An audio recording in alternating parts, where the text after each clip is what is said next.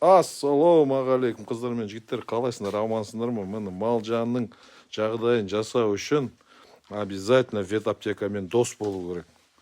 Өйткені мал сені асыраса, сен малға жағдай жасауың керек. Мінекей бүгін келіп отырмыз. Тұлпар Зоовет аптекасына Бақытжан полностью 1 сағат болды, полностью бәрін үйретіп жатыр. Енді сіздермен бөлісейін деп, полностью Бақытжан өз тілімен түсіндіріп бер, әр зат не үшін екенін. А то көрермендер түсінбей қалуы мүмкін. Бисмилля деп бастаймыз. Мақсат ағамыздың осы қорасындағы қазіргі жағдайда авитаминоз деген жағдай болады. Барлық қорадан табылады. Ол кезде кальций жетіспейді, D3 нехватка болады. Сондықтан біріншіден атап өтіп кететін жайтымыз бар. Мясокосный мука, рыбный мука, кальцинамид деген порошок, кальций содержащий витаминдерді корммен, жеммен жегізген дұрыс болады. Недостаточно витаминдерді восстановить етіп береді. D3 болсын, және де костный мукадағы кальций содержащий витаминдер болсын. Бұларды жеммен жегізу керек болады. Бір 10 күн шамасында минимум 20 күнге дейін беруге болады. Общий барлық малдың барлығына. Слабиларға арасында шығып жатқан недостаточно D3-ларға 20 күнге дейін беріледі. Үшеуі де араластырылып беріледі. Кальцинамидті бұл ұнтақ порошок түрі болғандықтан бұдан бір басқа положено суточный доза 5 граммнан есептеледі. Мясокосный мука 10 граммнан есептеледі. Күнделікті бір басқа. Рыбный мука 10 граммнан есептеледі бір басқа. Общий барлығы есептегенде, комплексный есептеп айтқанымызда, кальцинамидтің 500 граммы 25 килолық кебекке араласады. Мясокосный муканың 1 килограммы 25 килограмм корм араласады кебекке. Рыбный муканта 25 килолық кебекке араластырсаңыз болады. Үшеуінде одновременно араластырып дайындап жегізсеңіздер болады. Осы жағдайда недостаточно қандағы элементті восстановить ету үшін, витамин составты восстановить ету үшін ультравит витамин ұсынамыз. Бұл витаминді буаз қойларға, тоқты қошқарлардың нехватка иммунитет, нехватка D3-ді восстановить етуге 3 күнде бір еттен салуға предлагать етеміз. Ұсынамыз сіздерге. Действие, эффекті тамаша действие береді. Дозасы жеткілікті қып салсаңыздар 1 граммын 30 килограмм салмаққа деп есептесеңіздер дұрыс болады. Одан кейінгі жағдайда өкпе және де панос, жөтеліп атады, оқта-текте мұрын ағып атады дегенге амоксиген. Бұл препаратымыз пенстреп, стрептомицин, бицилин деген состав емес. Бұл амоксацилин, гентамицин деген состав болады. Бұл деген сөз өкпе, жөтел, мұрнақты и кишечник, паносқа жақсы жұмыс жасайды. Күніне 1 рет, 3 рет қайталанып салынады. Через день ба? Күнін, орысша айтқанда, через день. Күн аралы қазақшада 1 граммы 10 килограмм салмаққа есептелінеді. Буазға бола ма? Буазға 1 ай туына, 1 ай қалғанға дейін салына береді. 1 айға дейін? 1 айға дейін. Уже желіндеп тұрса, ол қауіпті болады. Антибиотик состав қауіпті болады. Витаминнің өзі де 1 ай қалғанға дейін салынады малдардың барлығына.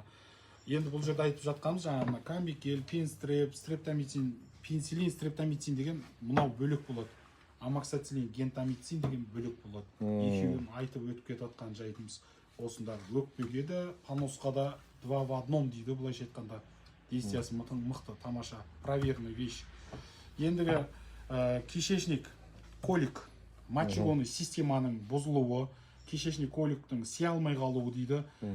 Қатпаршақтың дұрыс жұмыс жасамай қалуына барлығына комплексіне қатысы бар. Адвимегин деген препарат болады. 1 миллиграмм 10 килограмм салмаққа деп есептеледі. Күніне 1 рет 5 күн қатарынан салынады. Айыр тұяқты қой болсын, сиыр болсын, ешкі болсын, күніне 1 рет 5 күн қатарынан салынады. Бұл мочегонный системаларды емдейді. Зат алмасу қызметіндегі асқазандағы толып қалған, или болмаса қатпаршақ қатып қалған кездегі салынатын лечебный формасы 5 күн подряд саласыздар.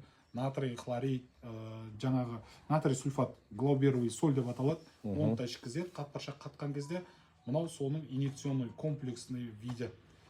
осымен бірге, осымен қатар семена несі болады, дәні, семена лен болады. Бұл дән тәріздес жеммен қосылып жегізетін препаратымыз болады. Жемге күнделікті суточный доза 5 граммнан есептеледі. Бір чайный ложка дейді орысшалап айтқанда. Күніне бір рет 10 күннен 20 күнге дейін үзбей жегізсеңіздер болады. Бұл зат алмасу қызметін нормализовать етіп береді біріншіден. Екіншіден мочегонный системаны жаңағыдай лечебный формадағыдай халге түсірмеуіне көмектеседі профилактически. Бұны берсеңіздер, жаңағыдай сия алмай қалу, жеген кезде күйіс қайырмай қалу деген нәрсе болмайды. Бұл универсальный жылқыға да, қарамалға да, қойға да беріледі. И бұны лечебный форма 20 күн подряд беріледі. Күніне бір мезгіл, 20 күн үзбей беріледі. Профилактика күніне бір мезгілден 10 күн беріп, 10 күн демалдырса болады. Ол профилактика болады уже. Ендігі жағдайда уже алдағы уақытта шек құрттың сезоны келіп жатыр, құдай қаласа. Ол деген сөз шек құртты тазалап, өріске шығарады барлығы. Сондықтан өріске шығардан алдын шек құрт тазалау үшін ел жұртқа профилактикада альбендазол 10% айтады. Көпшілік аптекада. Бұл комплексный болып саналмайды. Бұл профилактический очищение деп саналады. 10%-тік альбендазол басқа ешқандай составында ештеңе болмайды. Бұл шек құрт только шек құртқа жүреді. Екінші түрі лечебный формада альбендазол оксиклозанид деп аталады. 2%-тен тұрады оксиклозанид, альбендазол.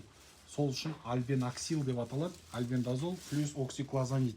Бұл тоже дозировка екеуі бірдей. 1 грамм 10 килограмм салмаққа есептеледі. Лечебный форма аптасына бір рет екі қайталанып беріледі. Шек құрты, бауыр құрты, қыл құрт деп аталады. Солардың дұрыс шешімі болып саналады. Бақытжан, рахмет. Алдағы уақытта жолыққанша келіп тұрыңыздар. Қызметтеміз иншалла. Рахмет. Адрестерін жазып кетем. Неге астына текстпен. Келіңіздер, алыңыздар, барлығын түсіндіріп, Бақытжан өзі болатын болса, ат души бәрін түсіндіріп береді. Рахмет, Бақытжан. Жақсылықта қайтсын. Нормальный іспен айналысып, байғуатты болуға дайындалайық.